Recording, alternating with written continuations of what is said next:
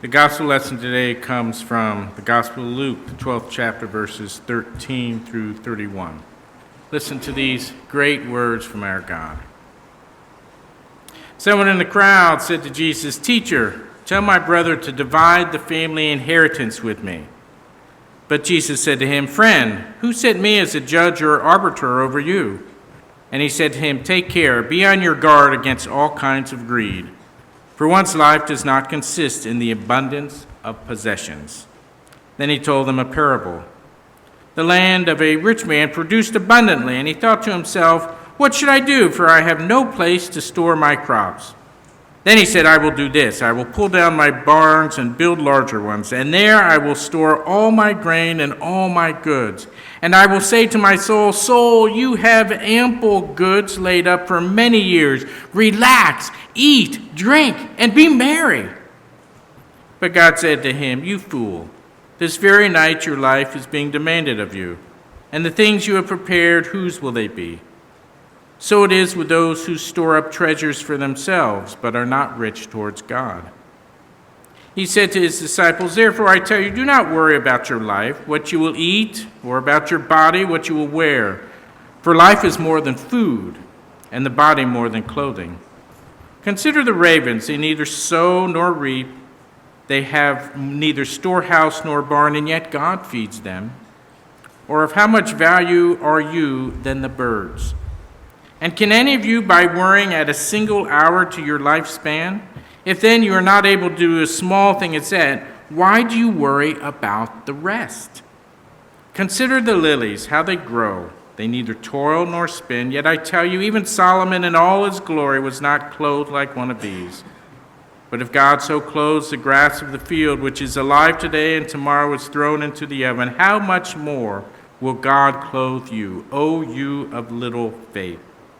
And do not keep striving for what you are to eat or what you are to drink, and do not keep worrying, for it is the nations of the world that strive after all these things, and your Father knows that you need them. Instead, strive for his kingdom, and these things will be given unto you." May God bless the reading and understanding of these sacred words. Amen. That's a lectionary text for today. I usually don't choose the individual text. I use the lectionary as I preach. So that was picked months and not years ago about what I'd be preaching today.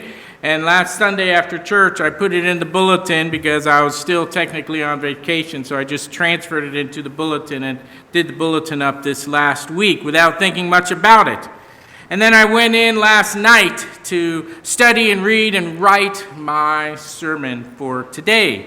And it was quite fitting as I read the text because this week I've worried more about money than probably any week in a long time. 2 weeks ago, I had an idea and I told Karen, I said, "Karen, I think we should get rid of our pop-up and buy a hard-sided camper. I think it's time. We've had that thing 10 years. And we loved it, but it's time. I'm getting a little older and having that work, extra work, and Nicholas is going. Let's spend some days and look for a new camper." And so we did. We went down to Montpelier. There are a couple places there, and we went to Pete's. And we're pretty savvy when it comes to picking campers. And so we knew pretty much what we wanted. And we found it at Pete's. And we negotiated it. We negotiated the trade-in value. We have a fairly reasonable monthly payment, and we were just getting ready to sign the papers for the financial things. And on the Monday after the weekend, we went in, and I was going to take my Clifford, the big red truck that I love so much, in to be inspected. And it's a 2002, but it's a diesel. And so I figured this baby's going to last until Margaret graduates, right? It could go 300,000 miles. I love this truck. And so every year I bring it in because I take kids up to Acadia and I want the truck to be safe. So I check it out, make sure it's safe. And so I drop it off and I'm walking home on Monday morning, happy as a clam, getting ready to buy a camper. And I don't get halfway home when I get a call from the mechanic. And he says, We have a problem. It's an old truck, and first you have to bondo everything before you bring it in. It's like, oh, yeah, I can do that, yeah. And he said, And my mechanic take a quick little peek at it, and it's probably going to cost $1,500 to fix that truck. It's like, whew, well, that's a lot of money. And so my skippy dippy back home ended in a death march as I wondered about how I was going to make this work. And so I did a quick look and listed a number of things, and I went back to the mechanic, and I said, okay, I'm not a mechanic, but every time in my life there comes a point when to keep a car running costs more than the car's worth. And I said, is this that time for me? And he didn't hesitate at all. He said, yes, it is. And it's going to cost this much this year, and about that much next year, and about that much a year after that. It's like, and so I, of course, took off in my truck, and the engine still purrs beautifully. And I realized I needed to tell Pete's that we're not going to be buying a camper anymore, and so, or trading in ours. And they were incredibly gracious. And I looked at our finances, and I got a decent trade-in for a new truck. It's not new, it's used, but it's pretty nice. I spoke to my banker. I got secured loan as we went around and shop, and so you'll see a new Ford F-150, not new, but it's new to me, a nice used truck that's going to be parked out in church. And I still have to say I'm a little worried about the finances and what that's going to mean when Nicholas starts college and when Margaret gets her braces, and as I continue to deal with debt that we all have. It seems like the one thing I worry about a lot, the most in my life, I would think, is finances. I don't know if that happens to you. Anybody ever worry about finances? And I don't think it matters how much money you have. People don't have money. They worry about what they're going to eat and how they're going to survive. But if you have just enough money to survive, you worry about getting ahead a little, don't you? And if you're one of those few people that has more money than you know what to do with, well, come talk to me. You can give it to me. But you worry about how you're going to maintain that and how you're going to keep other people in the government from getting it, right? So it doesn't matter if you don't have money or if you're unbelievably rich, you're worried about money. And today's text, there are plenty of others in the gospel where people worry, and Jesus tells us simply that we shouldn't worry about money. Jesus goes even further and says that sometimes money and the love of money draws us away from God. Jesus says that our security doesn't come from money, but comes from God.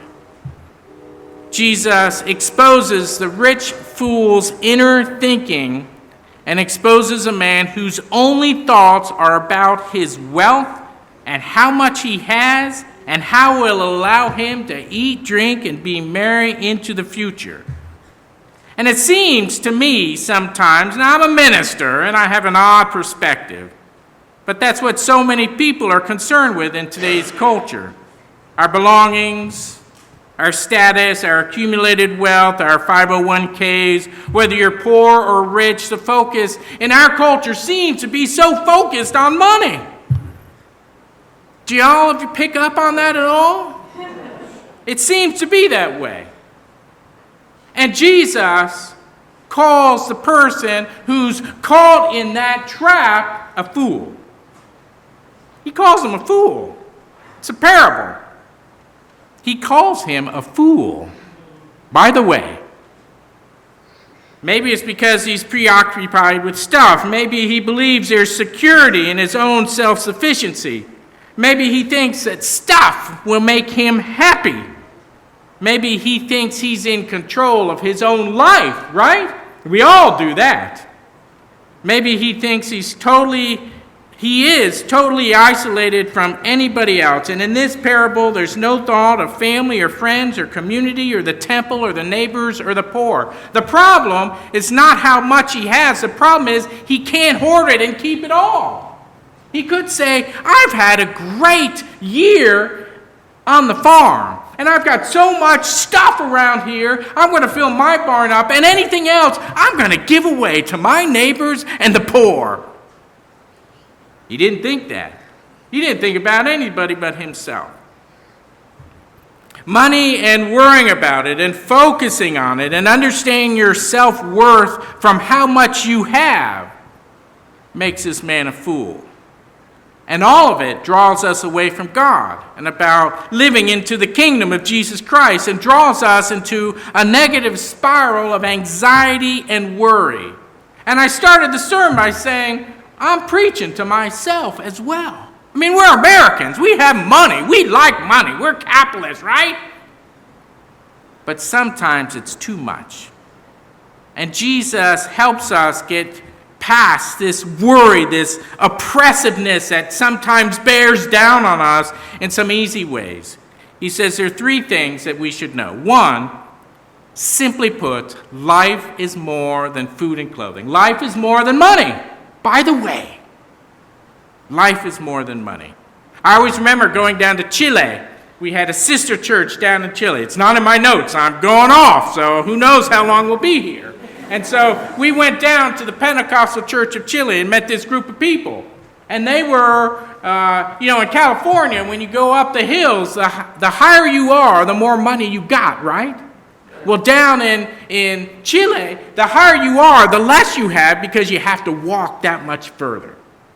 And so we partnered with this group, and they were the poorest people we had ever met. And they treated us like kings with all sorts of food and all their resources. The guy I stayed with, Pastor Saul, he gave up his bedroom and slept on the couch in the living room so that he and his wife, so that I could have the bedroom. And we from North America came and noticed it's like, these people are so happy. What's up with that? How can they be happy when they are so poor? But they were. So Jesus reminds us that life is more than money. And Jesus in the Gospels focuses on who we are and not what we have. 2, it says God will take care of us. The text says that it's a matter of perspective. If you put God first, if you strive to live Christ's ways, then everything will be okay. This is very hard, I will tell you. I've known a few people in my ministry that have actually lived this way. It would drive me crazy. And it worked for them, though. It was unbelievable. Nice little old ladies on fixed incomes that all of a sudden have nothing, and all of a sudden, out of the blue, something nice happens to them, and they get free money. It's unbelievable. People come to their rescue, and they have no idea who it is. I've known a few people who are poor and actually don't worry, and their lives always make out. It's crazy. And then the third thing Jesus says is don't be anxious. This is a practical advice that any psychologist will tell you. Don't be anxious because it's not going to help. Now that's great advice, right?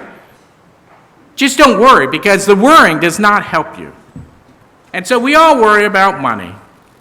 And it draws us often to think more deeply about our life and our faith, what's important and what's not important. I did that this week as we were trying to figure out our priorities in life.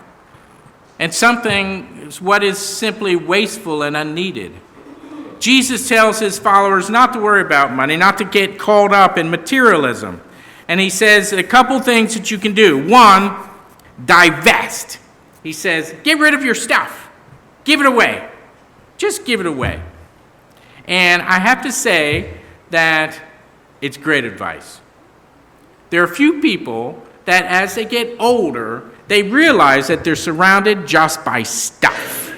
And so there's a whole movement. There's a book. There's a whole process. I don't know. Who's read that book? Simplify Your Life. I don't know. He's read it. And this one philosophy is you only keep the stuff in your house that brings you joy. You only keep the clothing in your wardrobe that you wear. Right? How many of us have shirts that I've got shirts that are older than Nicholas that I haven't worn in 20 years, right? And so Jesus says, give it away. Simplify yourself of all that stuff. Everyone I've known that have actually done that, it frees them and gives them joy beyond belief. And that's not what they thought would happen. The second thing that Jesus says is to give of your resources to others. And so I've got a great proposition for you.